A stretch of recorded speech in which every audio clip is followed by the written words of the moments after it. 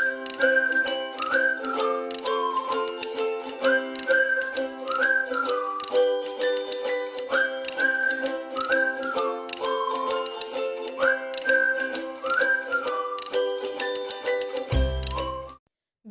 அனைவருக்கும் அன்பான வணக்கங்கள். ஃப்ரெண்ட்ஸ், நாம் இன்றைக்கி பார்க்க போகிறது எல்லாருக்கும் ரொம்ப பிடித்தமான BBQ கிரில் சிக்கன், அதாவது பார்பெக்யூ சிக்கன். இதை நம்ம கோல் பயன்படுத்தி பண்ணுறோம், அதனால ரொம்பவே டேஸ்ட்டாக இருக்கும். இதில் ஆயில் எதுவும் சேர்க்காமல் நான் பண்ணுறேன். இதை எப்படி வீட்டில் ஈஸியாக வீட்டில் உள்ள மசாலா வச்சு பண்ணலாம் அப்படிங்கிறதான் இந்த வீடியோவில் பார்க்க போகிறோம். இப்போது எப்படி பண்ணலாங்கிறத பார்க்கலாம். நான் இன்றைக்கி 2 கிலோ சிக்கன் எடுத்து க்ளீன் பண்ணி வச்சுருக்கிறேன். சிக்கனை பெருசாக கட் பண்ணி எடுத்துக்கோங்க. இந்த மாதிரி கட் பண்ணியிருக்கிறத நீங்கள் நடுவில் சின்ன சின்ன கோடு போட்டு எடுத்துக்கோங்க. அப்போ தான் இதுக்கு உள்ளாடி நல்லா மசாலா இறங்கி ரொம்ப டேஸ்ட்டாக இருக்கும். இப்போ இதுக்கான மசாலாவை பார்த்துடலாம். இஞ்சி பூண்டு பேஸ்ட்டு 2 ஸ்பூன் சேர்த்துக்கிறேன். இதோட மஞ்சள் தூள் 1 ஸ்பூன் சேர்த்துக்கிறேன். கூடவே மிளகாய்த்தூள் 3 ஸ்பூன் சேர்த்துக்கிறேன். மல்லித்தூள் 3 ஸ்பூன் சேர்த்துக்கிறேன். சிக்கன் மசாலா 5 ஸ்பூன் சேர்த்துக்கலாம். உங்கள்கிட்ட சிக்கன் மசாலா இல்லைன்னா அதுக்கு பதிலாக கரம் மசாலா கூட நீங்கள் சேர்த்துக்கலாம்.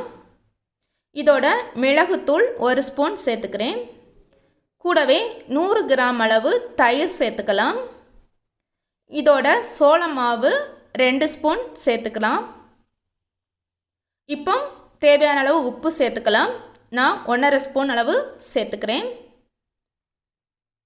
இப்போ நம்ம எல்லாத்தையும் நல்லா கலந்து விட்டுக்கலாம். இதை நல்லா எல்லா இடமும் படுற மாதிரி அழுத்தி பிசைஞ்சு கலந்துக்கோங்க. தேவைப்பட்டால் உங்களுக்கு கொஞ்சமாக தண்ணி சேர்த்துக்கோங்க. தண்ணி அதிகமாக சேர்த்துறாதீங்க, மசாலா ரொம்ப கெட்டியாக இருக்கணும். இதோட நாம் எலுமிச்சம்பழ சாரம் சேர்க்க போகிறோம், அதனால் நல்லாவே கெட்டியாக அழுத்தி பிசைஞ்சிக்கோங்க. பாருங்கள், இந்த மாதிரி மசாலாலாம் நல்லா பிசைஞ்சு சிக்கனுக்குள்ளாடி போகிற மாதிரி பார்த்துக்கோங்க. அவ்வளோதான், நம்ம இப்போ எல்லா மசாலாவும் போட்டு நல்லா பிசைஞ்சு வச்சுட்டோம்.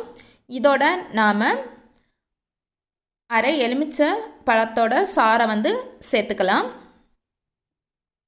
உங்களுக்கு புளிப்பு அதிகமாக தேவைப்பட்டனா 1 எலுமிச்சம்பழம் அளவு கூட சேர்த்துக்கலாம். இதில் ஜூஸ் அதிகமாக இருக்குது, அதனால் நான் அரை எலுமிச்சம்பழமே சேர்த்துக்கிட்டேன். இதை ஒரு 5 மணி நேரம் நீங்கள் ஃப்ரிட்ஜில் வச்சு எடுத்துக்கோங்க, ஃப்ரீசரில் வைக்காதீங்க.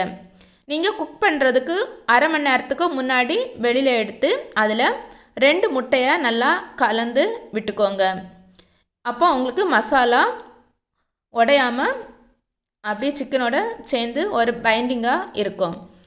ஒரு சிலர் இதில் ஆயில் சேர்ப்பாங்க, நான் இன்றைக்கி ஆயில் சேர்க்காமல் பண்ணுறதுனால முட்டை கலந்துக்கிறேன். முட்டையை நீங்கள் ஃபஸ்ட்டு கூட இதை பயன்படுத்திக்கலாம். இப்போது நம்ம மசாலா எல்லாம் நல்லா கலந்து வச்சாச்சு. இதை மூடி வச்சுட்டு நாம் நெருப்பை ரெடி பண்ணிக்கலாம். இந்த மாதிரி ஸ்டாண்டு உங்களுக்கு கிரில் ஸ்டாண்டு வச்சுருக்கீங்கன்னா எடுத்து பயன்படுத்திக்கோங்க. ஸ்டாண்டை ஓப்பன் பண்ணிவிட்டு உள்ளே நம்ம கொஞ்சமாக மணல் போட்டுக்கலாம், இல்லைன்னா அப்படி கூட பயன்படுத்திக்கலாம். மணல் போட்டு பயன்படுத்தினா இந்த ஸ்டாண்டோட லைஃப் நல்லா வரும். உங்ககிட்ட இந்த ஸ்டாண்டு இல்லைன்னா நீங்கள் கவலையே பட வேண்டாம். எல்லா வீடுகள்லேயும் மண் சட்டி வச்சுருப்பீங்க, அந்த மண் சட்டியை கூட நீங்கள் கோல் போட்டு அதுக்கு மேலே சின்னதாக ஸ்டாண்டு மாதிரி வச்சு பண்ணிக்கலாம். இப்போ இதில் நம்ம கோல் போட்டு சூடத்தை அங்கங்கே கொஞ்சம் கொஞ்சம் தூவி போட்டு நெருப்பு எரிய வச்சுக்கலாம். அதுக்கு முன்னாடி மண் சட்டியில் எப்படி வைக்கிறது அப்படிங்கிறத பார்க்கலாம். இப்போது நான் இந்த மண் சட்டி புதுசாக வாங்கிட்டு வந்தேன். சின்னதாக ஒரு ஓட்டை இருந்தது, கவனிக்கலை. இதை நான் கிரில் சிக்கன் பண்ணுறதுக்காக வச்சுருக்கிறேன். இதை கூட நம்ம பயன்படுத்திக்கலாம், இல்லை நல்ல மண் சட்டியை கூட நீங்கள் பயன்படுத்திக்கலாம். கொஞ்சமாக மணல் போட்டு அதுக்கு மேலே கோல் வச்சு நீங்கள் நெருப்பு வச்சுட்டு இந்த மாதிரி சப்பாத்தி ஃபுல்கா எல்லாம் பண்ணுற மாதிரி ஸ்டாண்ட் வச்சுருப்பீங்க, அதை கூட நீங்கள் இதை மேலே வச்சு பண்ணிக்கலாம். ரொம்ப நல்லா இருக்கும். ஸ்டாண்ட் இல்லைன்னு கவலைப்பட வேண்டிய தேவையில்லை. உங்ககிட்ட எந்த மாதிரி ஸ்டாண்ட் இருந்தாலும் பரவாயில்ல, அதை வந்து இதில் செட் ஆகிற மாதிரி வச்சுக்கோங்க. இப்போ நாம் நெருப்பு ரெடி பண்ணிடலாம். நான் வந்து சூடம் போட்டு நெருப்பு கொஞ்சமாக எரிய வச்சுருக்கிறேன். கொஞ்சம் இந்த மாதிரி எரிய ஆரம்பித்ததுக்கப்புறமா நீங்கள் நல்லா வீசி விடணும். அப்போ தான் எல்லா இடமும் நெருப்பு நல்லா எரிஞ்சு வரும். அதுக்கு வந்து ரொம்ப டைம் ஆகும். நான் வந்து ஈஸியாக என்ன பண்ணினேன் அப்படின்னு கேட்டிங்கன்னா, வேக்யூம் கிளீனர் யூஸ் பண்ணி நெருப்பு கொஞ்சம் பெருசு பண்ணேன். எப்படின்னா, கொஞ்சம் தூரமாக இருந்து நீங்கள் வேக்யூம் கிளீனரை வச்சு ஊதணும். பக்கத்தில் வச்சு ஊதுனீங்கன்னா கோலெல்லாம் பறந்து போயிடும்.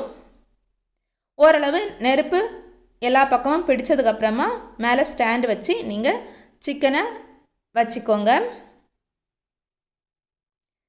உங்கள்கிட்ட நிறைய சிக்கன் இருந்துச்சுன்னா ஸ்டாண்டு ஃபுல்லாக பயன்படுத்துகிற மாதிரி இருந்தால் எல்லா பக்கமும் நல்லா நெருப்பு இருக்கணும். கோலம் நிறையா நீங்கள் போட்டு நெருப்பை எடுத்து வச்சுக்கோங்க. இப்போ வந்து நான் நடுவில் மட்டும்தான் வைக்கிறேன். நடுவில் மட்டும்தான் நெருப்பம் இருக்குது, கோலம் இருக்குது. இப்போ நம்ம வேக்யூம் கிளீனர் வச்சு கொஞ்சமாக தூரம் நின்று ஊதி விட்டால் நல்லா நெருப்பு பிடிக்கும். பாருங்கள், நல்லா நெருப்பு பிடிக்குது. இப்போ நம்ம திருப்பி போட்டுட்டோம். உங்களுக்கு எந்த அளவு வெந்து வரணுமோ அந்த அளவுக்கு நீங்கள் திருப்பி போட்டு நல்லா வேக வச்சுக்கோங்க. கொஞ்சம் கருகிற மாதிரி இருக்கிற மாதிரி எடுத்துக்கோங்க. அப்போ டேஸ்ட்டு ரொம்ப சூப்பராக இருக்கும். இப்போ நமக்கு ரெடி ஆயிடுச்சு. இதை எடுத்துடலாம். நல்லாவே வாசனை சூப்பராக இருக்குது. இந்த மாதிரி நீங்களும் ட்ரை பண்ணி பாருங்கள். ரொம்ப சாஃப்டாகவும் இருக்குது. அவ்வளோதாங்க, நம்மளோட பார்பெக்யூ சிக்கன் ரெடி ஆயிடுச்சு. இந்த மாதிரி மீதி இருக்கிற சிக்கனையும் போட்டு எடுத்துக்கோங்க. இந்த ஸ்டாண்டை நீங்கள் வீட்டுக்குள்ளே வச்சு குக் பண்ணுறதா இருந்தால் கொஞ்சம் புகை அதிகமாக வரும். அதனால் நீங்கள் வீடோட கதவு ஜன்னல்கள் எல்லாம் திறந்து விட்டுக்கோங்க. இல்லைன்னா உங்கள்கிட்ட வெளியில் இடம் அதிகமாக இருந்தால் கார் பார்க்கிங் ஏரியாவோ இல்லை மொட்டை மாடியிலையோ நீங்கள் வச்சு கூட குக் பண்ணிக்கலாம். அவ்வளோதாங்க, ரொம்பவே ஈஸியாக ரெடி ஆயிரும். பாருங்கள், சூப்பராக நல்லா ஜூஸியாக வந்திருக்கு. இந்த வீடியோ கண்டிப்பாக உங்களுக்கு பிடிச்சிருக்கும் அப்படின்னு நினைக்கிறேன். பிடிச்சிருந்தனா லைக் பண்ணுங்கள், ஷேர் பண்ணுங்கள். மறக்காமல் செய்து பார்த்துட்டு எப்படி இருந்ததுங்கிறத கமெண்ட் பண்ண மறக்காதீங்க. தேங்க்யூ.